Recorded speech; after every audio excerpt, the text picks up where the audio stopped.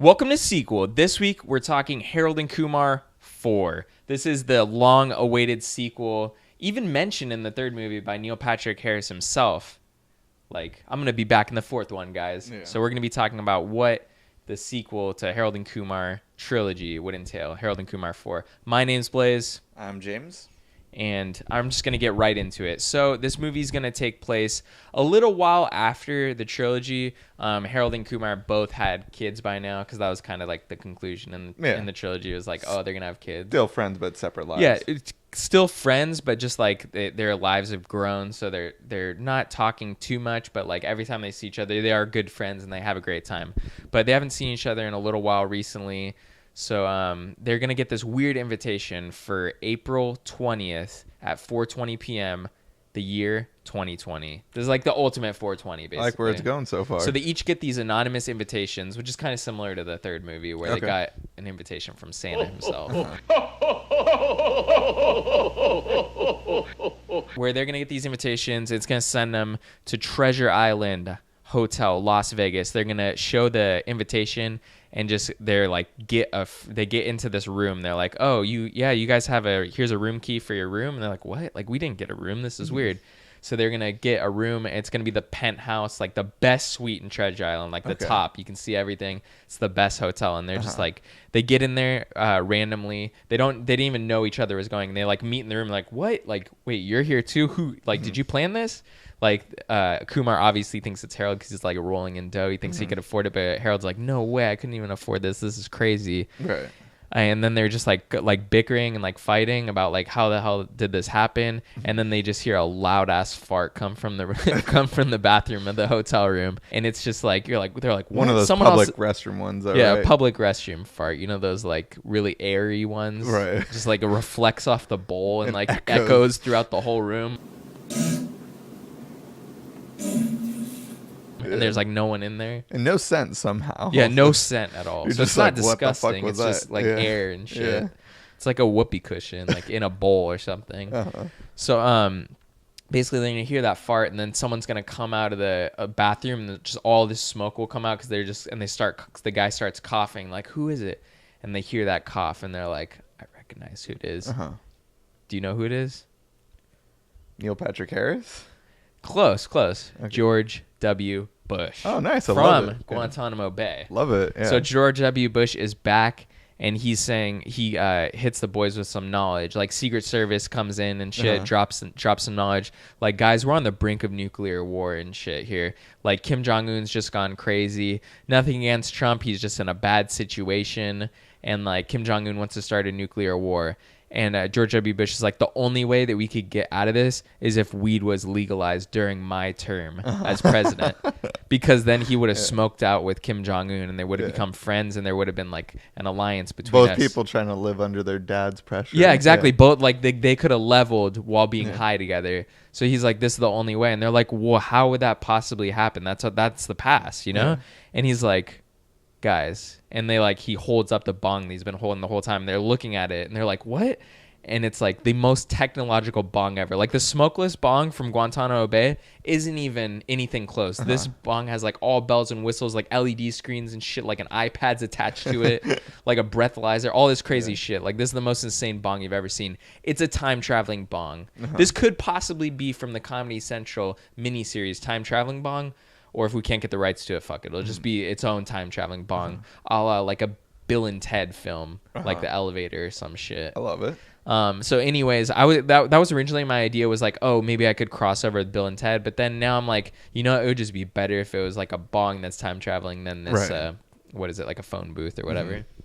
So anyways, that's kind of like where it's going to start. They're going to then smoke out of the bong and time travel. George W. Bush is going to send them off by lighting it for them, but he will not go, because if he meets himself in the past, it's going to screw up the space-time continuum. So he can't meet himself, and they can't meet themselves. Like, Harold, he tells them, like, whatever you do not meet Harold and Kumar from the year they're going to, like, 2008, I guess. Yeah, or 2004. Or it would be like 2006 or something, towards the tail end of George W. Bush's second term. So basically, they're gonna smoke the bong, but something's gonna fuck up. Like, maybe Harold Harold or Kumar coughs too much, and a little bit of spit gets in her or something.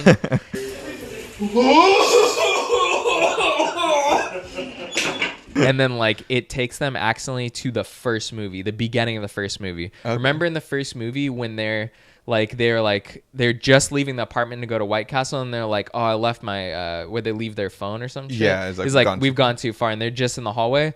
They're teleporting to that exact moment in their apartment, and they don't find out till like moments later of like, oh my god, they see themselves walking down the end of the hall, and they're like, we can't meet those guys, but they're gonna be sent on this like insane journey of like going through the first and second movies to meet George Bush, while not being like able to meet themselves. Right. So that's kind of the idea I have. They're gonna like smoke out George Bush and convince him that he has to like save the future by like legalizing weed for all of the United States of California.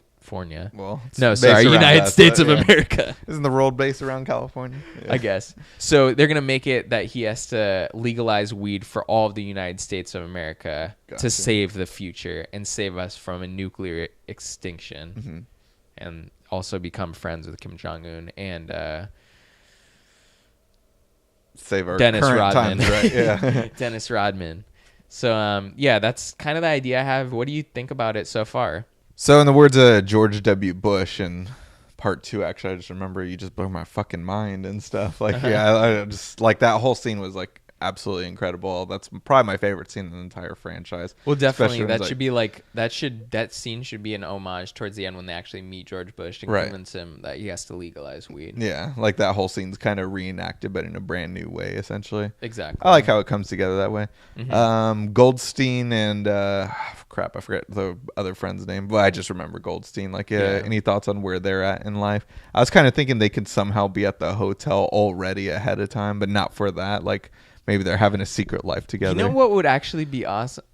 What if they went with them? Like, what if they because they're all always just been like mini characters, but what if it's like all 4 of them now? Yeah, you know, because they're always brought back, but they're never all together, sadly. Rosenberg.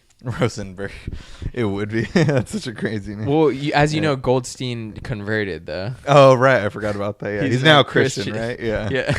But he still acts very Jewish. Yeah.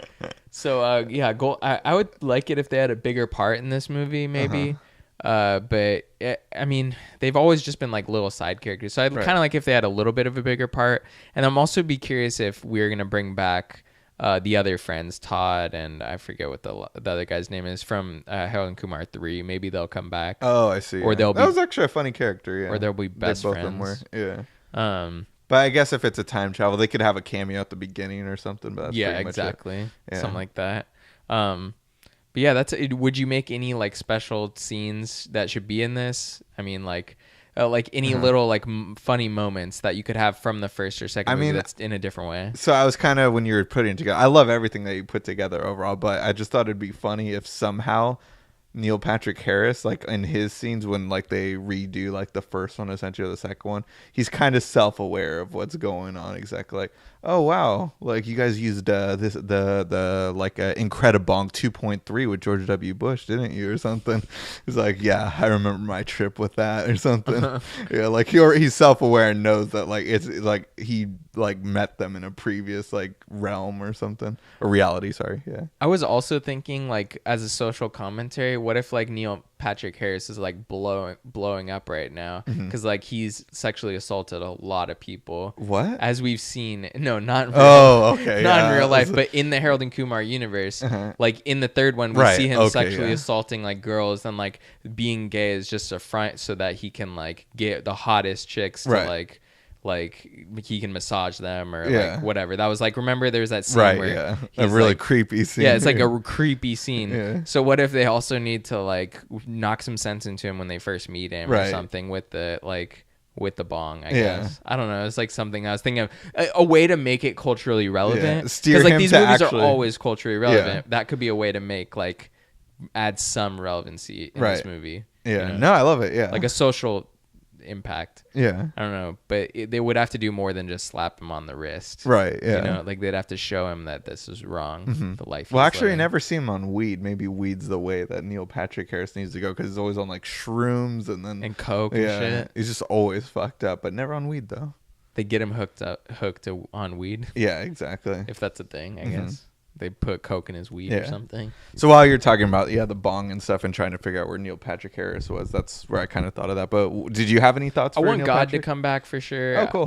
Maybe that's how you could get Neil Patrick Harris back in the mix. I mean, he has to be in the mix, but what if he was like time traveling as well and had his own version of the bong? Right. Like, and he was just like, yeah, man, I'm over living in the real world now. I've died. I've come back. I just like living in the past. Yeah. And like he like messes around with his past self, and we find out maybe in the second movie, even though like you see him shot, like you see him shot by the matrix, I forget, like the I guess she's a pimp or whatever. What if he goes back and then shoots himself? Like he's just doing crazy shit that like no one that's time traveling would ever do, just to like mess up with the space-time continuum, like to test its limit. Like that's his new drug, is like messing with the space-time continuum. I don't know, that's a little insane, but I was just trying to think of like what would his character's so crazy, like what would he do? It could be a funny scene also. It might be, it's actually way over the top, but I was just thinking like it would be funny if somehow Harold and Kumar like got lost and like, oh, let's ask Doc Brown a question or something, but that's in a fantasy reality within a movie. And but I was just trying to think, because anything can go in a Harold and Kumar movie essentially, but that might be a little too much. Exactly. But I love your idea though. Like even though it's outside the box, it's hilarious and works for the movie though. But it's not pushing it though. Yeah, I mean, there's a lot of magic in those movies in general, and they are fantastical. So I think it works. Right, I like a baby crawls on the ceiling.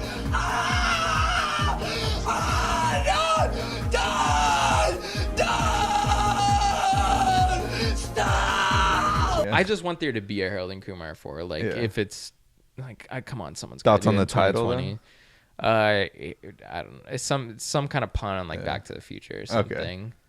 Like I don't know, Dab to the Future or something, or Harold and Kumar I like that, Dab Smoke to the Future or something. I don't know. Or I don't know. I like it. Yeah, no, those are good ones. Something like that. Smoke to the Past or some shit. I don't know. Something weird, like some funny kind of play on words would be cool. Give me a minute. I'll think about it next week or something. Just bring it up. Yeah. Well, I guess speaking of next week though.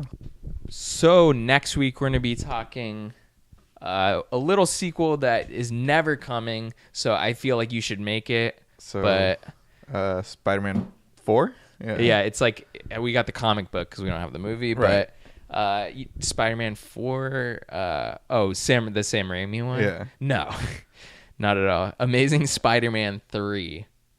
Oh, fuck.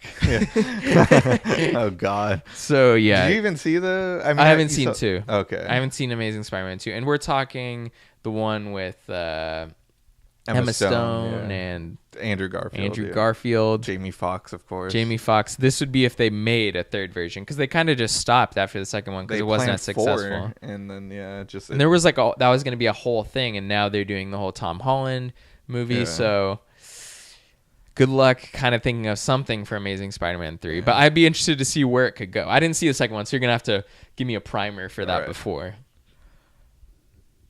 Fuck me.